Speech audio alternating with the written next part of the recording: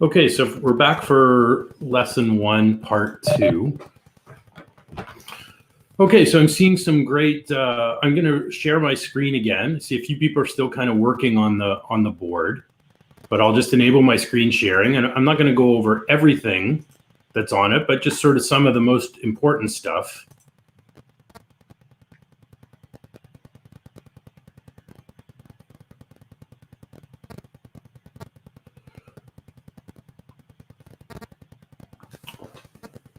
Okay, so yeah, so some of the benefits, absolutely. Compiled code. Can you explain what is compiled code? What does that mean, and how is compiled code maybe different from what we've done in the past with web programming, for example, with PHP? Again, you can put an answer in the chat, or you could turn on your microphone and help explain that a little bit.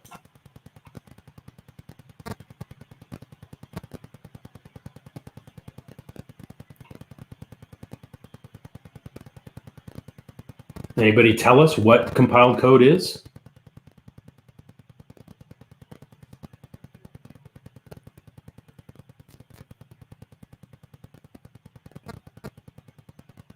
Okay, so in a way, it's not that the code doesn't have to be read, but it doesn't have to be interpreted line by line. So when our code is compiled, it gets converted down to binary code, to ones and zeros. So that's the fastest and most efficient way for any server or computer processor to process our code. So all our server-side script that we write in C# and ASP.NET, it all gets converted to ones and zeros, as opposed to, for example, our PHP code, where every command and line has to be interpreted one at a time. So yeah, that improves performance, increases security. Yes, we don't need lots of code for big applications, and it supports all these things. True. Okay, so model view controller. So this is an important concept. Yeah, it's compressed by a compiler, and it is also run cross-platform. That's right, Justin. So ASP.NET was really the first popular web technology that allowed us to use compiled code. So MVC is not specific to ASP.NET. MVC is it's a pattern. It's a way of organizing applications, and these don't have to be web applications. In fact, the first really popular MVC technology was actually Ruby on Rails. And Microsoft didn't support MVC until 2002. So the idea of model view controller is we're dividing up our applications into model files, view files, and controllers. And each file has different functions. Now the model isn't actually what the user works with. The view is what the user works with, right? That's the UI, just looking at this green sticky note. And the controller is the interface between the model and the view. So the model handles the data. It's what talks to the database. And the controller is the logic that goes in between, okay? So why is this important? Let's see. So yes, it handles the logic, Farouk. Yes, one of the big reasons is what's called, Rebecca, you've mentioned it here, it's called the separation of concerns. So why would this be valuable? Why would we want to separate out the logic, the presentation, and then the interaction with the data? If anybody wants to turn on their mic and maybe help explain that. Yeah, because if one of them failed, it's typically I had worked with 4 of those, may not fail, as well as you can easily switch to the different switch versions, or like modify or improve one of those. And again, yep, for example, if I'm going to change, if I'm going to change my business logic, a database layer, or for example, presentation, that still can work. Absolutely, that's a great answer, Diana. So if we're getting an error related to our database, it means we can look in the model files to debug. We don't have to look in the controllers or the views. Emily, we'll talk a little more about MVC. So Young, absolutely, it makes testing and debugging easier. And it means you can divide the work. So if me, Emily, and Diana are going to work on an application, if I'm working on the data, all I touch is the models. That means I'm not going to work on the controllers or the views. Emily, if you're the front-end designer, you're only going to work in the views. And if Diana's doing the logic, she's only going to work in the controllers. So it means we're not necessarily touching each other's files, and everything is easy. So yes, simultaneous development, right? So multiple developers can work. So I'm just going to pull up a file. Here's a PHP file we built last semester, right? This is our musicians page. So on this page, right, this page connects to the database. It queries the database for a list of musicians, and then it uses a PHP loop to create this table. And here's what the code looks like, right? We've got some HTML. So this would be part of our view, just some presentation. But then we've got database code here. Connect to the database, write a query, fetch the results,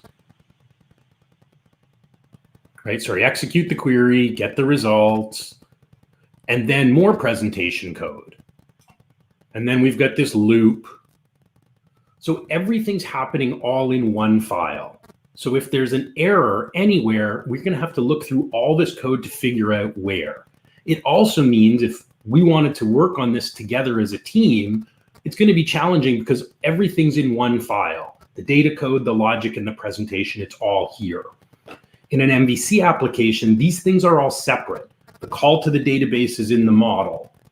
The logic is in the controller, and all the HTML output is in the view. And they're physically, we have 3 separate files. So even though we have many more files, the files are smaller and much more specialized. So it's much easier to organize and use our code. Just going to pause my screen share for 1 second.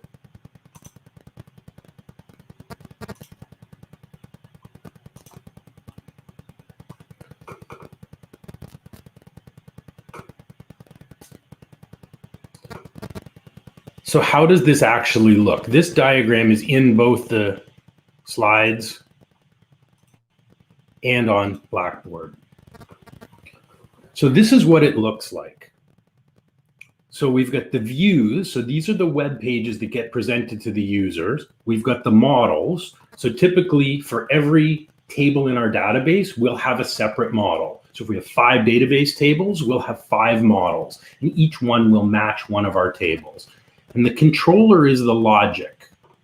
So let's think about a URL. So one of the nice things about ASP.NET MVC is our URLs are generally descriptive.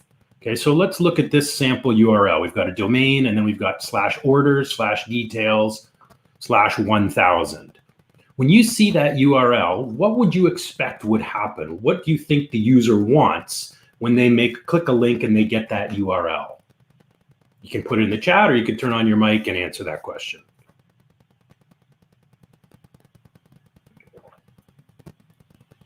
What does this web address mean?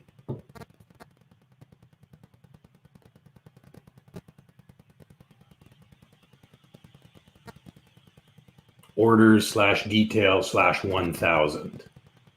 It's a pretty clear instruction. Could be from the session. So what is the user asking for? Could be 1,000 rows.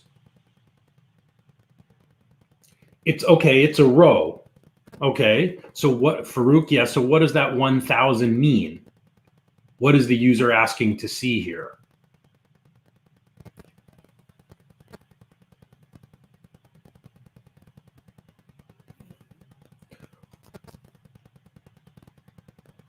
Rudia, you've got it. That's right. So what they want to see is from the orders table, they want to see the details of order number 1,000. So this would be the primary key or the unique identifier of that order. So here's the way ASP.NET will interpret this URL. So our user clicks on a link, maybe a link that says order details, and it calls this URL. So the first part of the URL, it's going to look for a controller, a logic file called the orders controller and it's going to have a C# extension. And in this orders controller, there's going to be a method called details. And this detail method expects an order ID. In this case, it's going to be 1000. So what happens in this method? The controller takes this request, it calls the order model and passes in this ID number of 1000. The order model will query the database. It retrieves order 1000 and gives it back to the controller. The controller is then going to display a view called views, orders, details, and it will pass it back this order object so the user can see the details of order number 1000. That user's maybe a customer, maybe this is their order, maybe the user is an administrator and they need to look at the order so that they can see what was ordered and they can fulfill the order.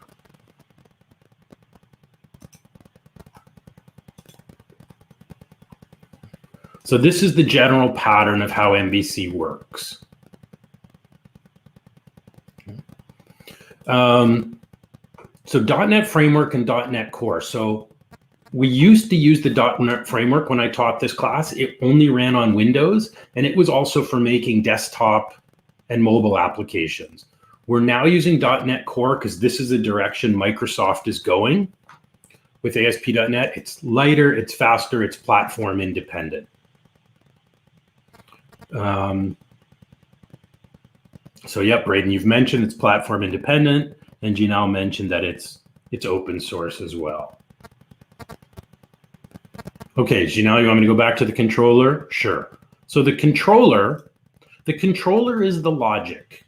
Okay, so the view are all the web pages the user sees, and the models talk to the database. The controller's job is to interpret the URLs and decide what should happen at a particular URL.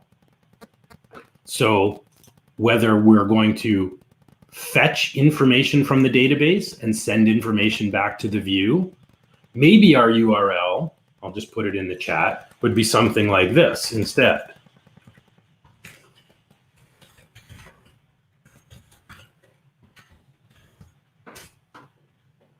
So in this case, the view would contain a form that the user would fill out. And when they submitted the form, it would call the create method in the controller, and the controller would take that information from the form and send it to the model to be saved to the database. So the controller is the logic. It's the messenger between the browser or whatever the user interface is, could be a mobile application, could be something else, and the database. So the database and the views, they never speak to each other directly. Everything is handled through the controller or the logic. So unlike in PHP, where we have HTML presentation and interaction with our database in one file, this is now divided where the controller manages the requests between the user interface and the database. Does that help, Janelle? Okay. And again, this is not particular to ASP.NET. It's a pattern. So many other languages will use the MVC pattern. We'll actually use it next semester when we use Node.js in the mean stack. Even though it's all JavaScript for the language, it's still going to use this MVC pattern. Yeah, like the MERN or the mean stack, same thing, Farouk. Where we'll have models and controllers that are built in JavaScript. And we could use React for our views, we could use Angular for our views, or we could use other HTML templating engines. And lastly, we can see some of the things that integrate with ASP.NET. Web hosting, Azure, so this is Microsoft's cloud hosting platform. That's where I'm going to host our applications, and I'm going to encourage you to do the same. Although Justin asked about using other servers, you can if you want. So it integrates well with really any Windows services. And some of the other things Diana mentioned, SQL Server, Power BI, so Microsoft's business intelligence, And yes, we can run it on Amazon or Google Cloud services. Typically, the integration is really good with, obviously, with Azure's, which is Microsoft's own cloud service, which we'll use. Okay, so what I want to do with the time we've got left is actually fire up Visual Studio, and let's have a look at what does a simple ASP.NET Core application look like. What does Microsoft give us? And we can see sort of MVC in action. So what I'm going to do, I'm going to open up Visual Studio. Let's make sure my stream is running. Okay, it is. So I'm going to open up Visual Studio. I'm going to create a new project for today. I'll create a separate one that we'll continue to work with next week. This is just kind of a demo project. So I'm not going to keep this one or put it on GitHub because we're not going to do very much with it. So when I open up Visual Studio, I get this window. It shows me my most recent projects. But what I want is this option. I want to create a new project. So if your Visual Studio is installed, you can try and follow along right now. If not, I am recording this, so you can always go back and try to do this later. So I'm going to create a new project, and I'm going to have some options here. So I'm going to show you the options that I want.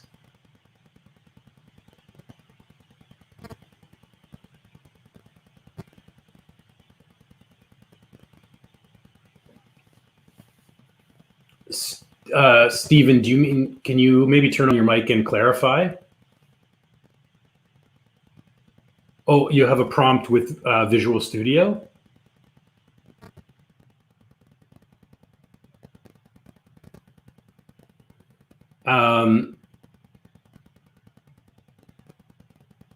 Okay, you should be able to sign in with your Georgian account, actually,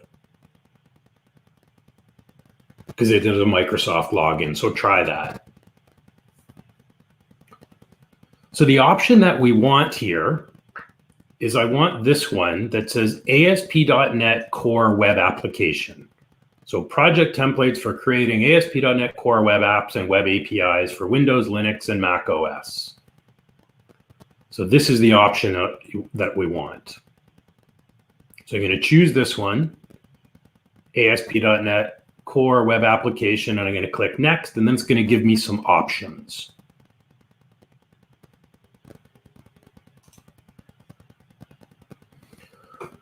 So it asked me to give it a name. Like I said, this is just kind of a throwaway project. For now, I'm just going to leave it as Web Application 2. I'll create a more descriptive project next week.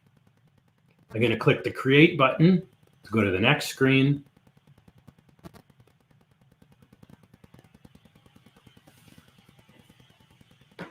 If you don't have ASP.NET Core, then Justin, I think you need to install the .NET Core SDK.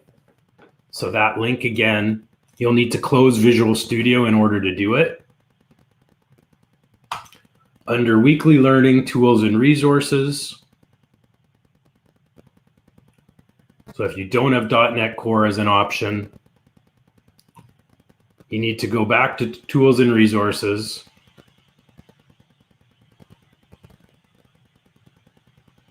And scroll down to the .NET Core SDK link, which will take you here.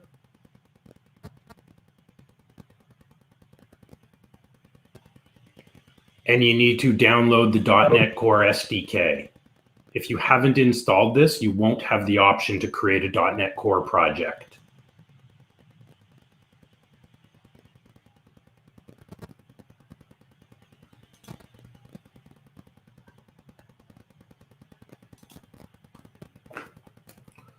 So in the Create .NET Core Web Application screen, we've got these templates. So Farouk, you had asked about React. So there are templates for Angular, React, and Redux. In this class, we're going to use this template, the Web Application Model View Controller. So I'm going to click on that. Generally a good idea to configure HTTPS, because in 2020, every project should use HTTPS. And then under authentication, it defaults to none. I'm going to click Change and choose Individual User Accounts.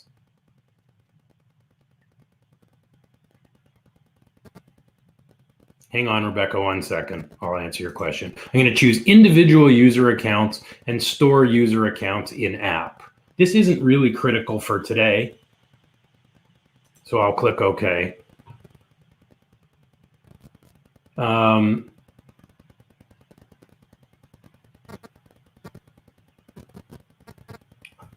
So Rebecca, which option you don't have? You don't have the .NET Core option? Yeah, I don't have the .NET Core. Okay. So what option do you have? Just web app? So let me go back. Yeah, sorry. No, it's fine. So in this screen, you only have ASP. It's just a web application, but actually in the description of it, I think it does actually, now that I'm looking at it again, I think it actually does say ASP.NET Core application in the description of it. It's just not in the title. Got it. Okay. So yes, if it says web application, then just choose that. Okay, thank you.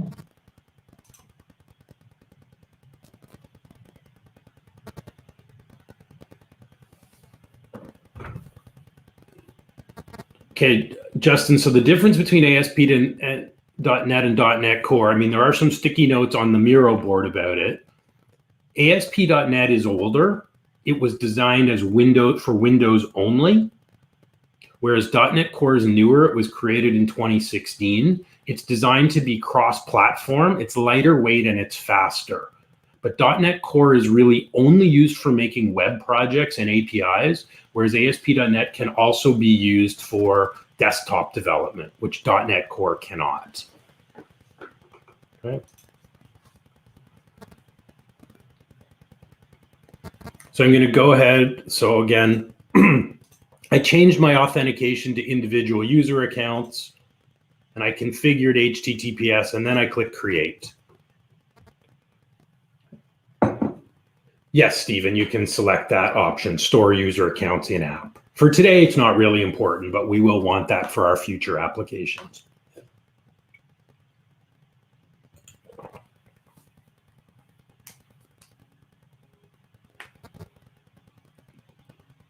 So this will take a minute to run. Now, one of the other great things for developers about Visual Studio is that it includes its own local web server.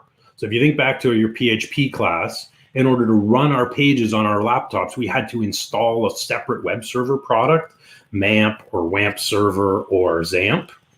Whereas in Visual Studio, it comes with a development server called IIS Express. So IIS is Microsoft's Windows web server. So we get a light version of it that's included. So we can have a look at our project. Over here on the right, I have this little tab called Solution Explorer. If you've used Visual Studio before, which most of you have, you're familiar with this window. If you don't see Solution Explorer, you can turn it on through the View menu. If you just click View, Solution Explorer is the first item. And that basically shows us all the files and folders in the project.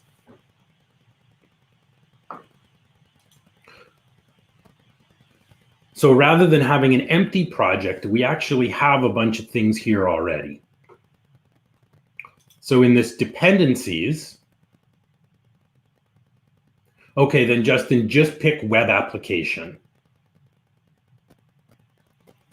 So this shows us what code libraries are already included. So a couple of them have the word identity. This is because we chose to have security and authentication. When we pick that option, it adds these packages. It automatically also includes the library that we'll use for connecting to an SQL Server database. So if we want to add other libraries and packages, we can do it. In this www root folder, it automatically includes CSS, JS, and lib folders and a default favicon. So inside of CSS, we already get a default style sheet. And we can get rid of this style sheet or make whatever changes we want to it. In the JS folder, we have a default JavaScript file called site.js. So if we want to write any custom JavaScript, we can put it in here. And inside of lib, we actually get Bootstrap, jQuery, and jQuery validation. So we don't have to use these things, but when we pick that MVC template, Visual Studio automatically gives us these things. So we've already got Bootstrap and jQuery included in our project. The areas section, this is for adding things like the pre-built registration and login pages. The controllers contains one controller that's already here called the home controller. We'll come back and play around with this file in a minute. Data we'll work with in a few weeks. We've got a models folder and we've got views. And you'll notice this is where the HTML files are. So all the views have the extension CS for C# HTML. And they're mostly regular HTML files, but not completely. So here's the home page. So we've got this code in yellow.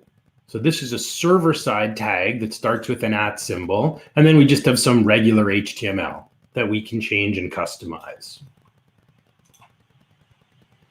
Then a couple other important files. We've got this app settings file. This is used as like a global configuration file. So if we want to connect to a database, we'll put the database info in here.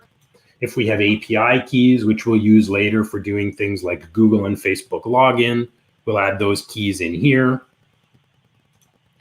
And then we've got a startup file. So this is any code that runs when our application starts. So for doing things like connecting to the database, configuring authentication, error handling, all these things are configured in our startup file. So we'll play around with some of these things, not all of them today. So we can actually launch the local server and see, we can look at this application. So the way to do this, and just a warning before you do this, because we've said our project, when I set it up, I chose HTTPS, it adds this line of code. Now, HTTPS normally requires a digital SSL certificate. In this case, Visual Studio is using its own SSL certificate, which our web browsers aren't going to like. So when we run the site, you're going to get a warning saying this HTTPS or SSL is not safe. Do you want to allow an exception? In that case, say yes. It is safe because we're working locally on our own computers. So if you go up to the debug menu and choose this option, start without debugging. So this is going to compile the site, which will take a minute, and then it's going to start the server running on our local host IIS Express. And I click Start Without Debugging, and it says it's building, so it's compiling any C# code into one file, a whole bunch of ones and zeros. So the compile process takes a minute, but then the site should run quickly. So you can see on my screen, it says build started. And if the build fails or succeeds, we'll see it here. So it said our build succeeded.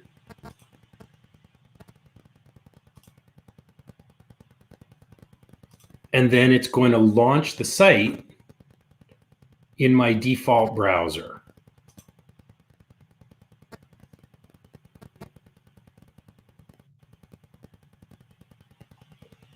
So it runs under HTTPS, and I actually have a working site without writing any code at all. We've got a header and footer. We've got a couple of pages here, a home page and a privacy page. Because we checked authentication when we set the project up, we actually have a register and login page. And our template also includes Bootstrap, so we get a mobile responsive menu. Now, we don't have to keep any of these things or keep them as they are. We can and will change all these things, but you can see how much time this saves in setting a project up. We don't have to go ahead and create a header, a footer, and all of these things. They're already here. so we can focus on building the application we want.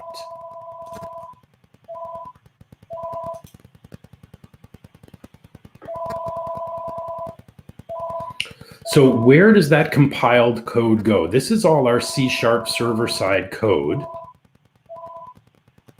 I'm going to go look at my project in my folder in Windows for a minute. So if I right-click my solution up at the top, I'll show you how to do that quickly. If I right-click my solution and I choose Open in File Explorer, this is going to open up my Windows directory with my project. So here's my solution, and in here's the web project. So it looks pretty much the same as what we see in Visual Studio, except for one exception. We also now have this folder called the bin folder that got created. And in here, there's a debug folder. And if I drill into it, these are all of the code libraries that our project is using. And down here, this file, this web application 2.dll, this contains all of the compiled code of our project. So every time we write new C# code or we modify it and we build or recompile, it will update this DLL.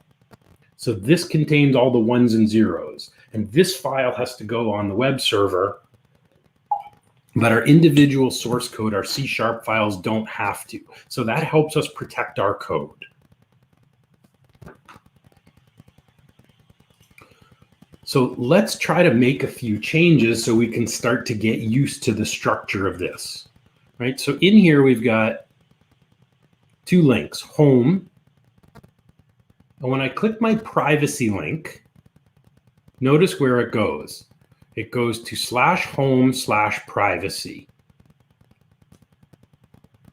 So if we think back to how the URLs work in ASP.NET MVC, the first part of the URL is the controller, and the second part is the method or action in the controller that executes at this URL. So if we go to /home/privacy, that means this URL is calling the home controller, and then inside it, it's calling a method called privacy. So let's look at that and see how this works. Inside of controllers, here's our home controller. So in here, we have two methods. We have one called index, and then we have one called privacy. And in each one of these methods, each one of them returns or loads a view in the browser. So when we click on the privacy link, it's calling this method here. Now, each of them, notice, both of them return a view. Both of them load a page, if we're looking at the code on these two lines. But neither one of them actually says which view should be loaded. Yet the links seem to work. If I click home, I get this page. If I click privacy, I get this page. So how do you suppose the views change when the actual code on line 23 and 28 is exactly the same? How does the server know to load the different pages? Okay, well, Justin, you're close. So here's the views. So we've got a home controller with methods index and privacy. And then we've got inside of views a home subfolder. It's not overwritten, so let's see the files. What two file names do we have inside the views home? We've got index, which shows the welcome page. And we've got privacy, which shows the privacy page. So if we have a method in the controller, so long as we have a view with the exact same name, we don't have to specify which view to load. So the naming convention is really important. So watch what happens. You don't have to do this in yours, but you can. Let's say I rename this view. I'm going to change the name from privacy. I'll call it privacy-policy. So now I'm going to go back to my home page. So this we'll call the index method.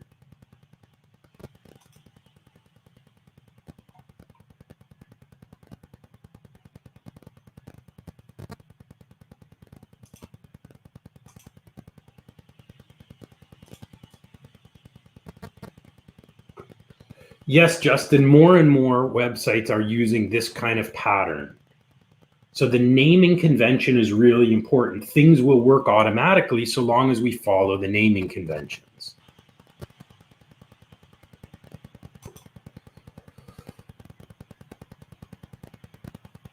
Yes, Emily, we have two different HTML files. There's index, and then there's privacy policy. So we have two pages.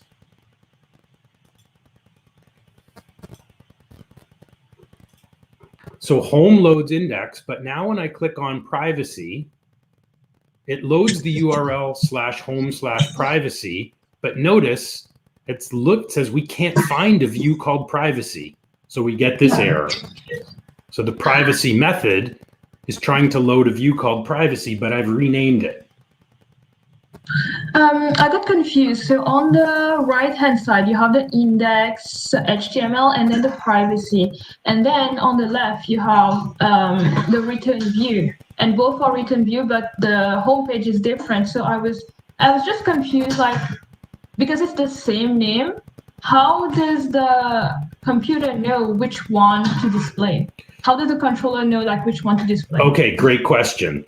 So when we call the index method, it automatically loads a view called index. So that's this file here. If we call the privacy method, it tries to load a view called privacy.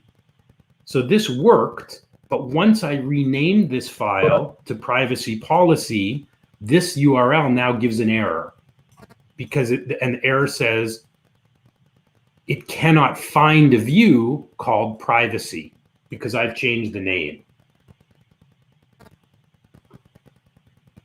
So the method names in the controller should always match the name of an HTML view file. So if I rename this back to privacy and try my link again, yes, Diane, I will use the breakpoints in a moment. So now my privacy page will load again because I've renamed the view back to privacy.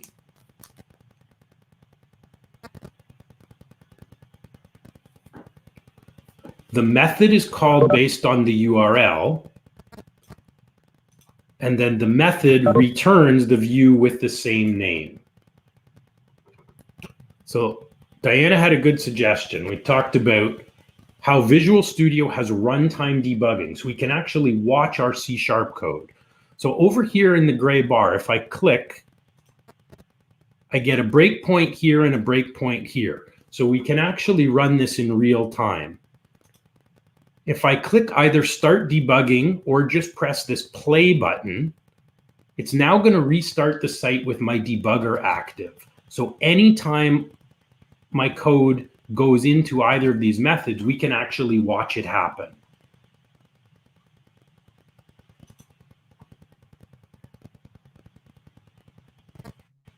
So it's going to open it in a new window for me. Now my code is locked. When the debugger is active, I only press the play button, so I can't actually make changes to the code right now. If I try to type, it's locked. Well, it turns the debugger off. So I'll wait for it to load. Oops. I may have to run it again.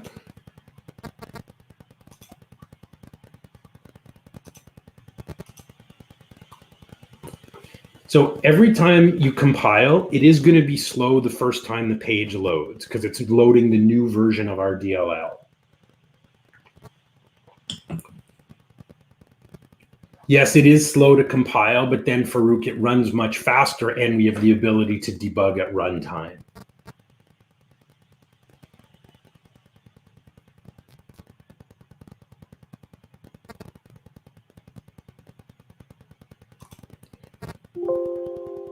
Okay, let me just shut that window and start it again.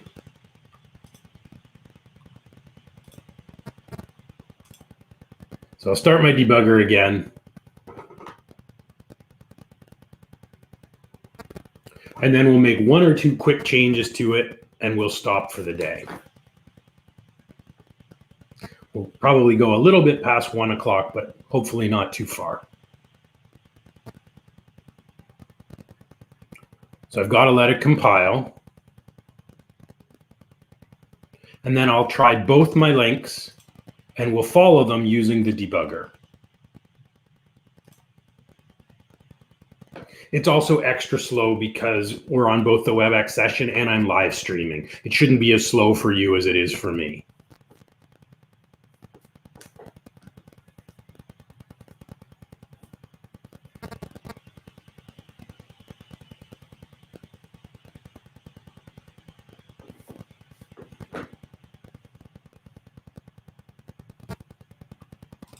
Maybe I'll close a few other things on my machine and that will help.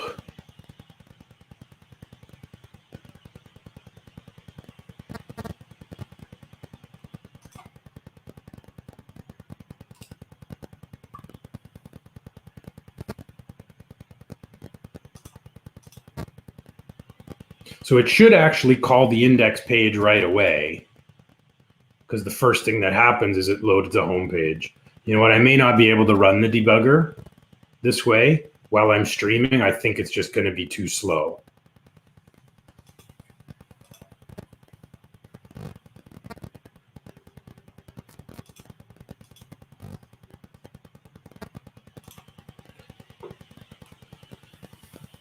So I don't think I'll be able to run the debugger. So let's try this.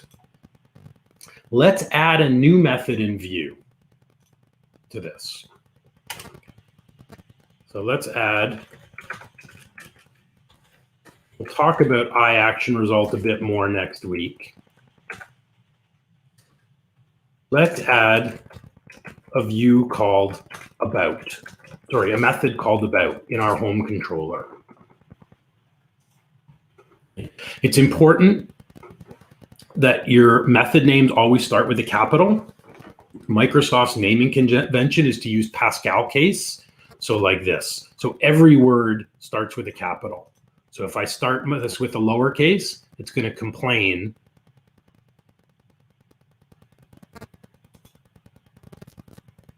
that this is a naming violation. So I want to, so we just want to return a new view.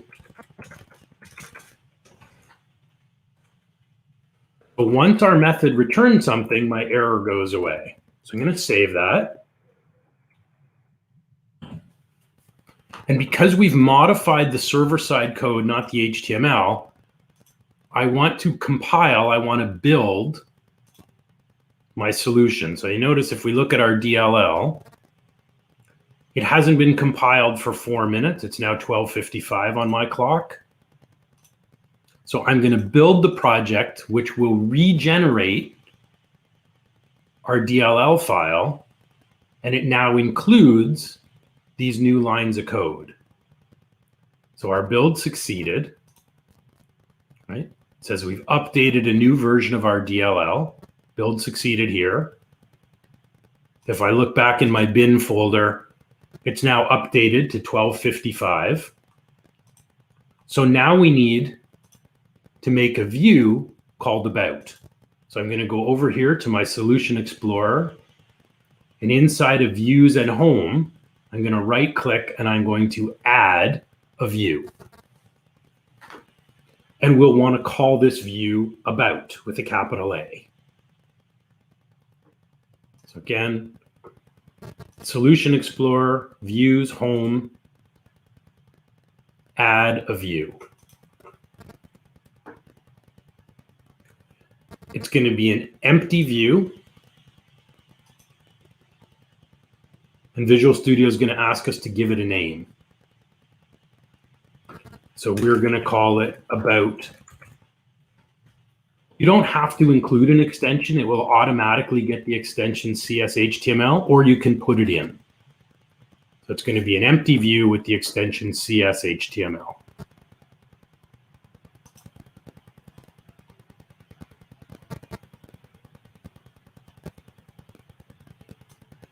And all we're going to do here is put on some standard HTML.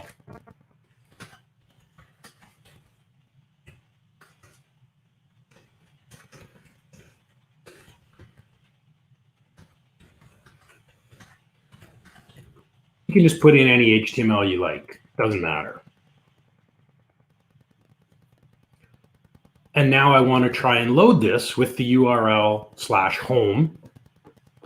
/home/about, because that should call our new about method. So I'm going to see if I can load it in the browser now. Try to shrink this down. So I'm going to change my URL from /privacy to /about. One of the other nice things about ASP.NET, at least when you run it on Windows, the URLs are not case sensitive. So I could even type my URL this way.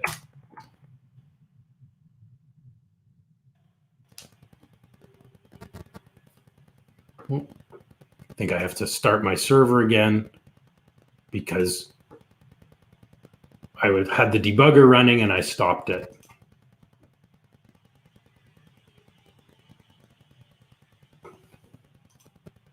So it's going to recompile.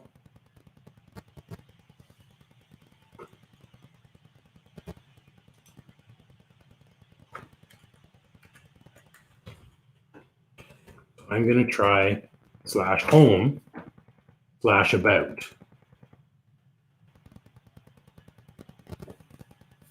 So now this gives us our new page.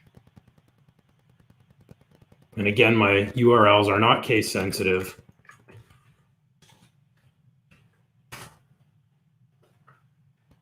And now we have, this is how we create a new page.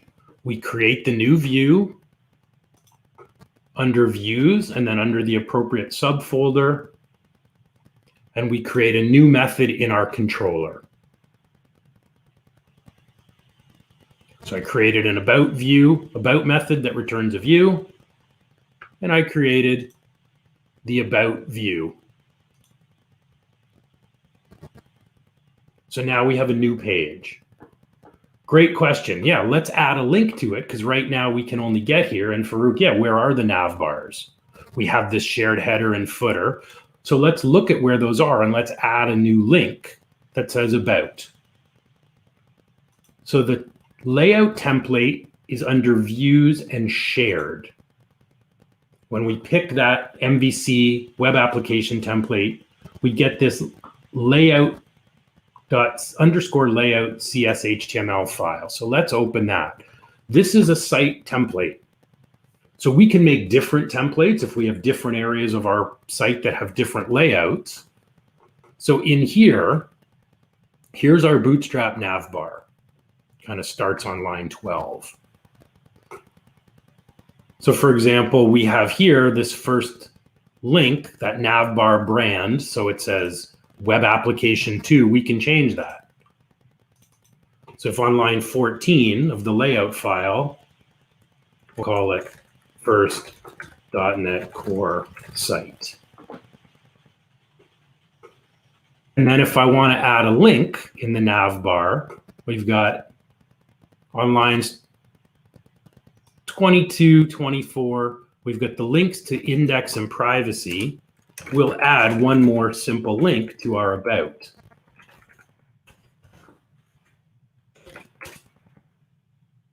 So I'll just add in a link. I'll use the same classes.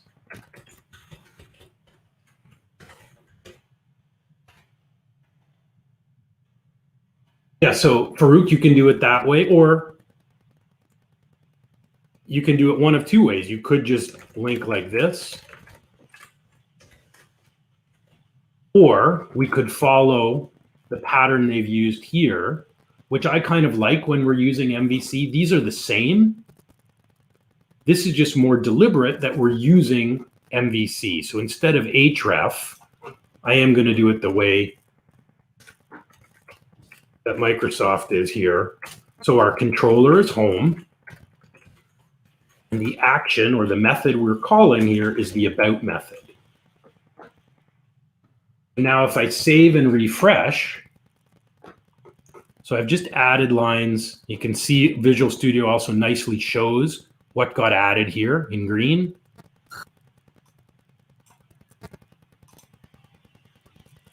So I'll try and move this around. So the new code is highlighted. And now if we refresh our home page,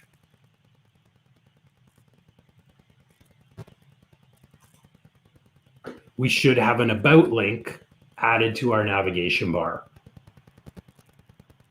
So the nav bar that's here, it's fully customizable. You can add any CSS, you can change the look of it, you can change the layout, you can fully control what links go in there.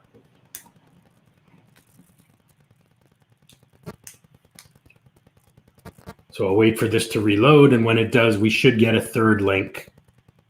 So now we've changed the title on line 14. And we've added a new link to the nav bar on lines 28 to 30.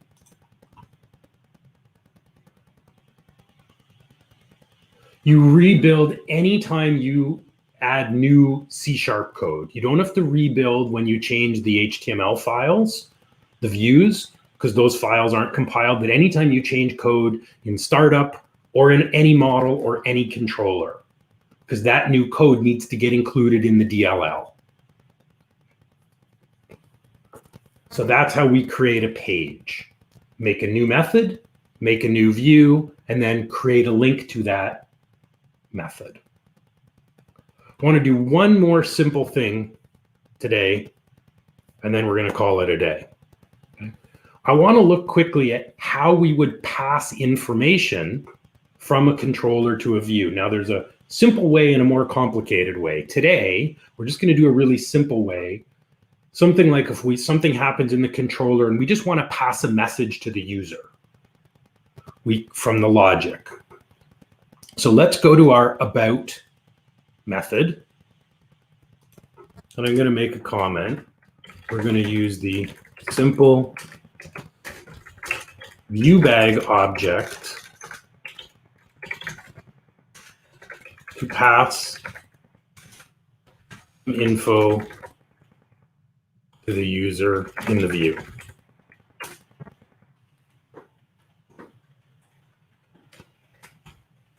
So the view bag is just kind of like this empty container for the controller to send information to the view. It's kind of like a session, but just for this one page. I'm going to create a message property. Here is a message from the controller. So because we've made changes, again, for coming back to your question, because we've made changes now to the controller, to the C, which has a CS extension, I'm going to need to build. So we're sticking this value in this object called the view bag in the message property, and then we're going to display it in our view. So I'm going to build. So just add these two lines to the about method. And then we're going to display this message in an alert, which we can style with Bootstrap in our view by outputting the viewBag.message. So we're going to display this value. So anything that we put in here, we can show in the browser. So add these two lines. And then when you're done, you want to open up your about page.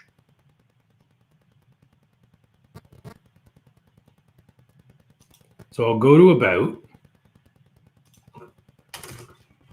And here, to display server-side data, we don't have like opening and closing tags like we do in PHP. We just use an @ symbol. Visual Studio turns it yellow. That means it's server-side code.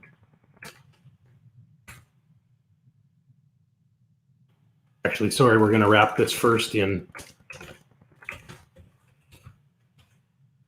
an alert. If we want to send like information messages or error messages to the user, we can use the view bag to create those messages in our controller. Now we want to display it in this alert. So whatever text we put in this view bag message in the controller, whatever value we give it here, this is going to show up inside of this alert in our browser.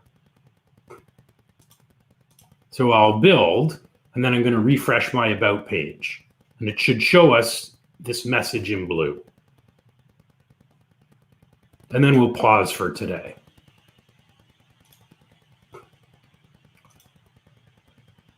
So if I refresh my About page in the browser, it'll take a minute because it's got to load the new DLL. And we should get a blue message in between these two lines we've got here. Now I know this whole pattern of using MVC, so now our message shows up in this alert. So whatever we put in the controller here gets passed to the view. So maybe we want a message like invalid login.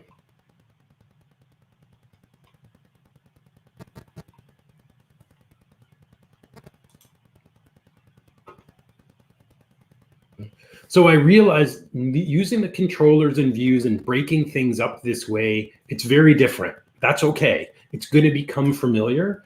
And soon you're going to think, wow, this is so much more organized and cleaner than the PHP way of jamming everything together in one file. Okay. So I know it's new. We're going to work more with this stuff next week. We're going to focus more on the controllers next week. I just wanted to kind of get our feet wet with doing something really basic and simple with it. Okay, so your first quiz, I will need to enable it. It'll be enabled. I'll enable it within the next little bit this afternoon.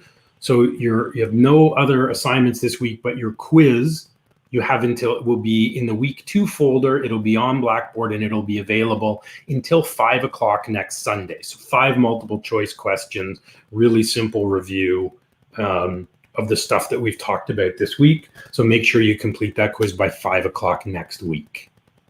Okay. So thanks for joining today. Hope you got something useful out of it. And you know, we'll kind of take it slow and ease in, and we'll do more next week. I'm not going to bother putting this code up on GitHub because really we didn't do very much. We only wrote about 5 lines of code today. So we're going to create a new project next week. If you need any help, feel free to book an office hours appointment. And if not, I will see you all next week. Hope your first week back at school is great.